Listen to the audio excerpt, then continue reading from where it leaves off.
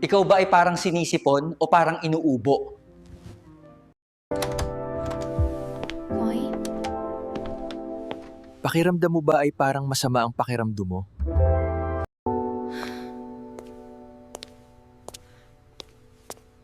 Ikaw ba ay parang lahlag natin?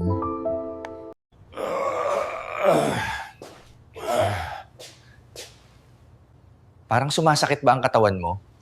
Ito ang sagot sa problema mo. Ito ang parang gamot.